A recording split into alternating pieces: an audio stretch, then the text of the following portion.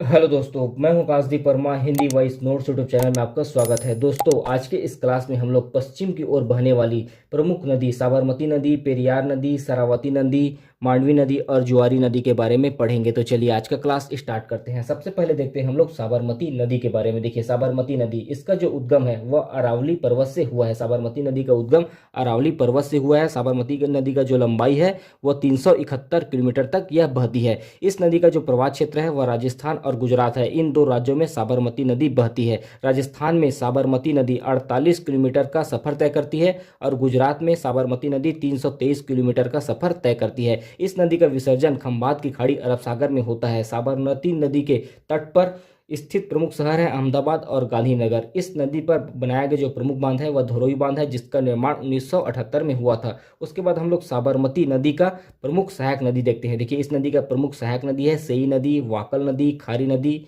हाथमती नदी और वेतरक नदी। देखिए, जो वेतरक नदी है वो सबसे लंबी सहायक नदी है साबरमती नदी का। ठीक है, उसके बाद इसका नामकरण देखते हैं कि किस प्रकार इसका नामकरण साबरमती नदी पड़ा। देखिए, इस नदी का नाम साबर और हाथमती नामक दो नदियों की धाराओं के मिलने के कारण इस नदी का नाम साबरमती पड़ा है। उसके बाद देखते हैं हम लोग नेक्स्ट पेरियार नदी। देखिए, पेरियार नदी, इस नदी का जो उद्गम है वह शिवगिरी की पहाड़ी अन्नामलाई पर्वत से इस नदी का उद्गम हुआ है। पेरियार नदी का जो लंबाई है 244 किलोमीटर तक यह बहती है। देखिए, पेरियार नदी का जो प्रवाह क्षेत्र है वह केरल और तमिलनाडु, इन दो राज्यों में पेरियार नदी बहती है। इस नदी का विसर्जन अरब सागर में होता है। उसके बाद हम लोग पेरियार नदी का प्रमुख सहायक नदी देखते हैं। देखिए, इस नदी का प्रमुख सहायक नदी है मुथेरा पूजा नदी, मुल्लायार नदी, चेरू थोनी नदी, एडा माला नदी। ये सब इसकी प्रमुख सहायक नदी है। देखिए, जो पेरियार नदी है वो केरल की सबसे बड़ी नदी है और इस नदी को केरल का जीवन रेखा भी कहा जाता है और पेरियार नदी को संज्ञा दिया गया है केरल की गंगा का। ठीक है, जो पेरियार नदी है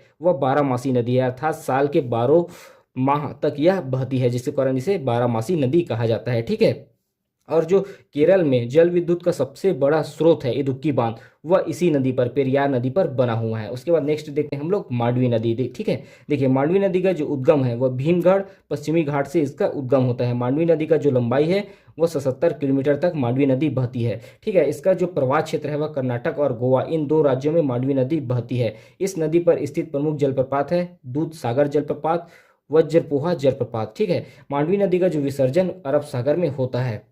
देखिए, मांडवी नदी को गोवा का जीवन रेखा कहा जाता है और गोवा की सबसे बड़ी नदी है मांडवी नदी। इस नदी को महादाई और गोमती नदी के नाम से भी जाना जाता है।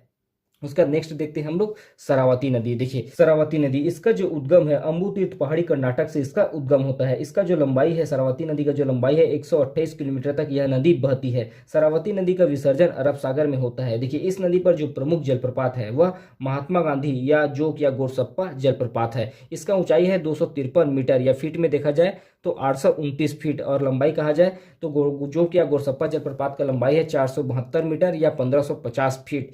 इस जलप्रपात को भारत का एंजोल कहा जाता है और ये भारत का सबसे ऊंचा जलप्रपात है। उसके बाद नेक्स्ट देखते हैं हम लोग जुआरी नदी। ठीक है, देखिए, जुआरी नदी का जो उद्गम है हिम्मत बासर पश्चिमी घाट से इसका उद्गम होता है। जुआरी नदी का जो लंबाई है वह 34 किलोमीटर है। ठीक है, जुआरी नदी के तट पर जो बसा प्रमुख शहर है पणजी और वास्को डिगामा है। ठीक है, ये दो प्रमुख शहर इसके तट पर बसे हुए हैं।